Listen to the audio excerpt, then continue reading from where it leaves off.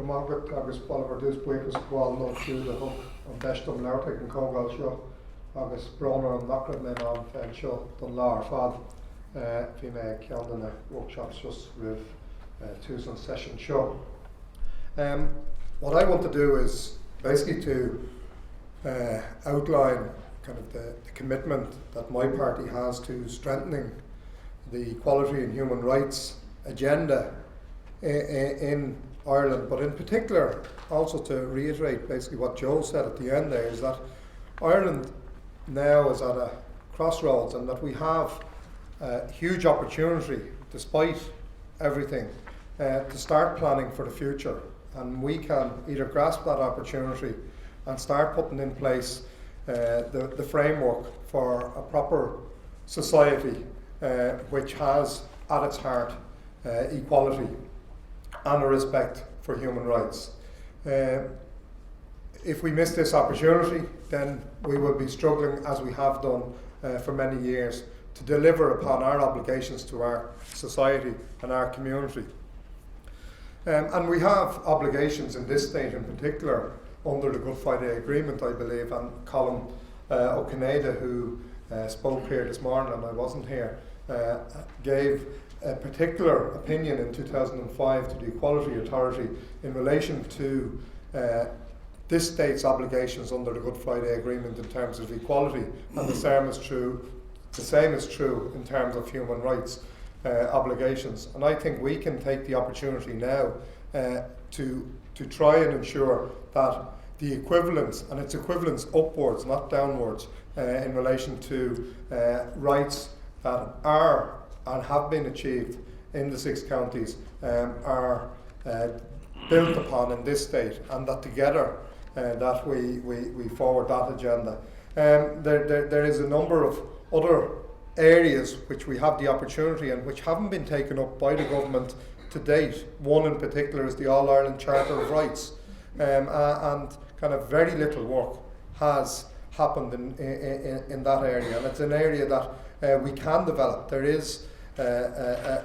various frameworks there which can be built upon. Nobody's asking anybody to reinvent the wheel, but an All-Ireland Charter of Rights would go a long way to outlining to everyone where we as a society stand in the future. The other one, and it's the related commitment to a Bill of Rights in the North, and a production of a Bill of Rights in the North which has underpinning it a respect for equality and human rights. And quite a lot of work has been done on that, and at the moment it is with the British government to progress it further than where it is. But that there has the Bill of Rights has the potential again to exert pressure on this state to harmonise upwards in terms of our constitution. Whatever is produced can ensure that the constitution of this state needs to be addressed and to be changed to take cognizance of different rights and the provisions for equality that are or hopefully will be contained in that Bill of Rights. In relation to the Human Rights Commission, and again we have argued that there needs to be equivalent powers and resources for the Human Rights Commission in this state as has been enjoyed by its northern counterpart. And that case is more so given the budgetary cuts in recent terms, and there is an argument there in relation to increased independence for the Human Rights Commission, decoupling it from the Department of Justice, and that was what some of the discussion in the workshop that I attended was about, and ensuring that the independence of this group and other groups is protected, and that there is a proper recognition of the oversight that these bodies have. Other than that, I just wish that the government would listen to conferences such as this to ensure that there is an understanding, which doesn't seem to be in cabinet circles, about the vital need for these organisations to be independent, to be given the resources, especially given the current climate, to ensure that their work is carried out and rights are protected. Because the one thing that is often undermined, or usually undermined first in a recession, is social and economic rights. And the problem is that most of them are not quantified or not legislated for properly. And that is, if you want, the work that we need to do as we go forward in the next couple of years, is to properly legislate for social and economic rights and to insert them properly into our constitution. Thank you, Chairman. I have mixed feelings as being the sole representative of the government parties here today. As people have often pointed out, it's never easy being in government. It's certainly not easy being in government with Fianna Fáil, and it's most definitely not easy being in government with Fianna Fáil during a recession, particularly for a party like the Green Party that has often taken a stance apart from the main political parties in the state over its 28 years of history. Chairman, I think that in a recession the vulnerable are even more exposed to the cold winds of economic distress, and I think it is all the more important that the less well off are protected both socially and economically from the strong winds of the economic crisis that we are currently facing. And I think it is crucial that we prioritise this, and certainly our party is committed to safeguarding equality and working towards gains in equality in this government. I think there are commitments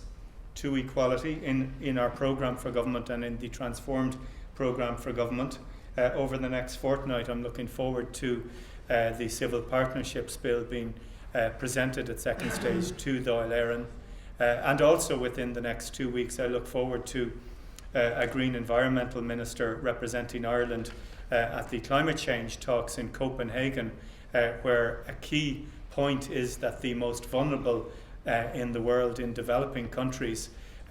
are bearing the brunt of climate change, whereas those of us in better off countries are not paying as high a price as those in sub-Saharan Africa and elsewhere. And I think it is important that there is a strong voice for the less well off in these discussions. And I am heartened with the commitments in the new programme for government to penal reform, certainly from having been up in St. Patrick's Institution a couple of months ago. I think it is crucial that we integrate training and post-release follow-up to ensure that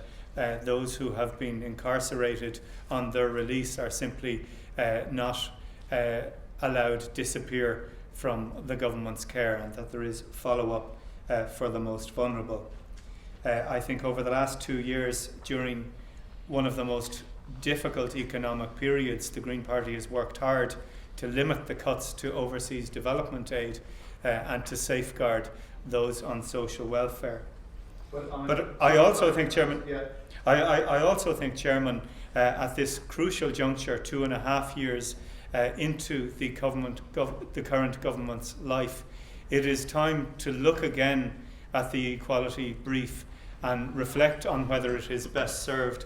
by being housed within the Department of Justice, Equality and Law Reform. And I think looking back over the last decade,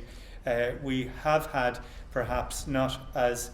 acute an interest in the equality part of that brief as many of you in the room would like to see. And I certainly believe now is the time to move equality out of that department and into a reconfigured Department of Social and Family Affairs. And in terms of what that new government department might look like, I believe that it would be concerned with social welfare, social inclusion, employment, equality and integration.